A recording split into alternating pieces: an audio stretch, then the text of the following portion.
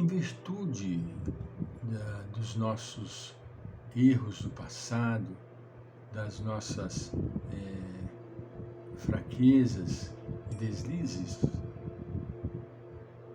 Em razão disso, Joana nos diz, esses desafios apresentam-se como conflitos perturbadores que enfermam, desorientam, empurram para situações dolorosas quando não direcionados com sabedoria e enfrentados com valor. Geralmente, as pessoas, diante dessas circunstâncias, as pessoas se revoltam por não entenderem a transcendência e muito menos os processos reencarnatórios. As pessoas acreditam que estão sendo, eu diria, injustiçadas. Mas como isso pode acontecer comigo? Deus não é justo assim a ponto de me fazer passar por isso. Falta de maturidade espiritual, falta de conhecimento da própria existência, não é? Durante muito tempo, continua Joana de Ângeles, acreditou-se que o ser humano vem ao mundo qual se for uma folha de papel em branco, tal chamado tábula rasa, e que a imitação em relação ao que a vida e o caminho lhe mostrava, ao que experimentava, a iniciar pelos pais, principalmente pelos pais, que lhe vertiam os conhecimentos e aprendizagens, facultava às pessoas o arquivamento das impressões que deveria repetir depois. E esse tipo de compreensão é simplicista. Hoje nós não pensamos mais assim. Nós não pensamos mais assim. Por quê? Porque mesmo que a pessoa não seja um declarado espírita, ele sabe que não existe a unicidade da existência. A pessoa traz experiências do seu passado, né?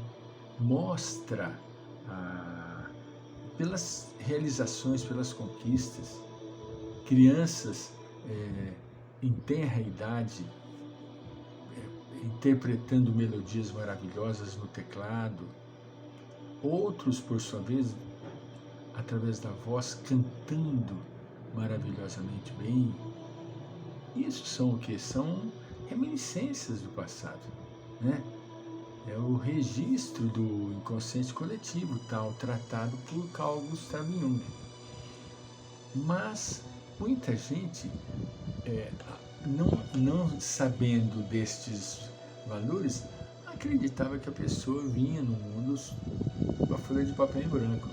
Aí os pais, os parentes, os professores iam lhe passando os ensinamentos e ali iam sendo retidos. Mas na verdade não é bem assim. Não é bem assim, né? A criatura humana, ela traz uma bagagem, e esta bagagem sempre será valiosa. Por quê? Porque deste ponto é que se iniciam as realizações. Tratam-se os estudiosos da doutrina que nós sempre vamos voltar à existência no ponto em que nós paramos. Vamos supor, nessa existência eu paro em determinado ponto não concluído. Eu voltarei na próxima existência e passarei por esse ponto não concluído para indiscutivelmente concluí-lo. Isto, mas é tão matemática assim, Francisco? Não é questão de ser matemático, é questão de ser justo. A criatura não vai ficar fazendo e desfazendo a hora que quiser, em hipótese alguma. A criatura terá que fazer e cumprir e concluir. Faz e conclui. Concluiu? Aí vai para outro estágio. A mesma coisa é no nosso estudo da vida. Estamos na primeira série.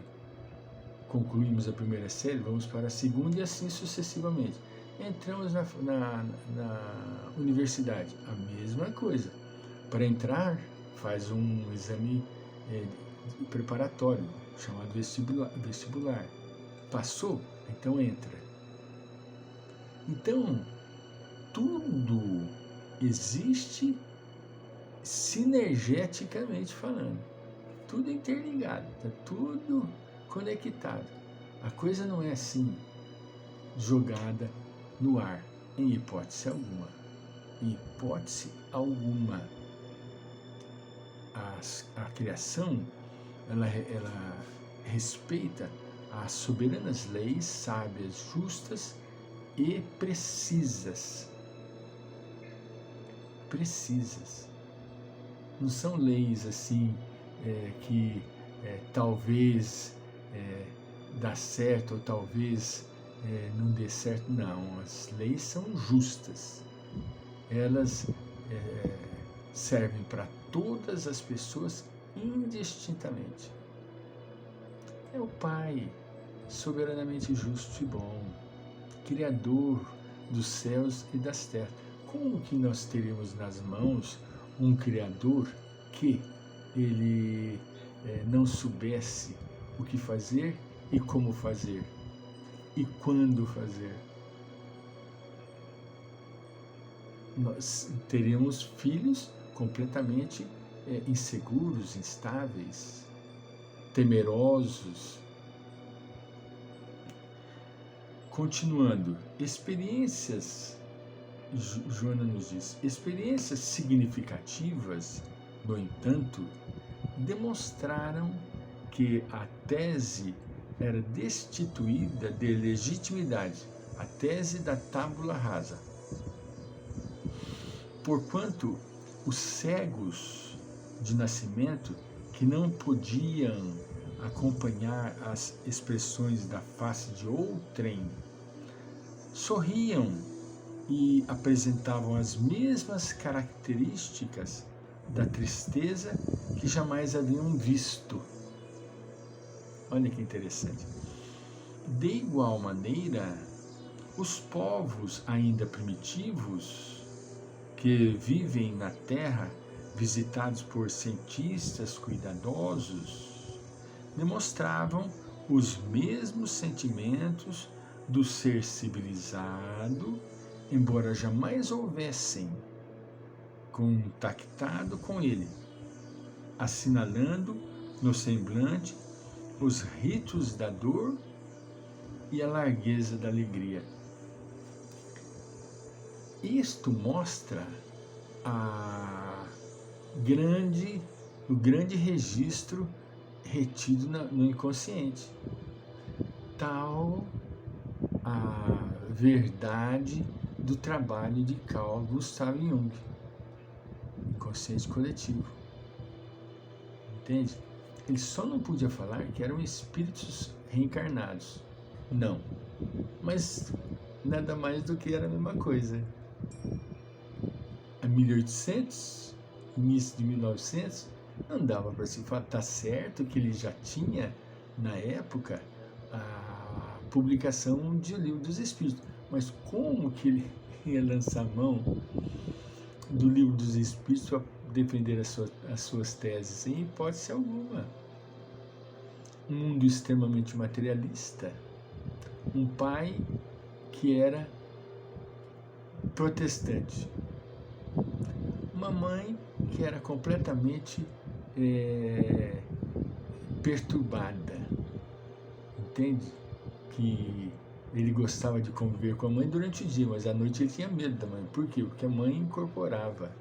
Várias e várias vezes a mãe foi internada no hospital psiquiátrico. Por quê? Porque era médium. Na época não sabiam lidar com a mediunidade. E a coitadinha padeceu. E Jung também, por sua vez, porque não entendia. De onde ele partiu para o estudo da psiquiatria, sendo um grande psicanalista, né? E buscando as respostas, onde ele encontrou respostas, só que não pôde falar de maneira clara como nós falamos. Ele foi estudar os povos, ele esteve junto dos índios para analisar o comportamento dos índios, se era similar ao dos homens civilizados. Uma criatura inteligentíssima, entende? Que nos legou grandes ensinamentos e um contributo maravilhoso para a ciência. Vamos voltar.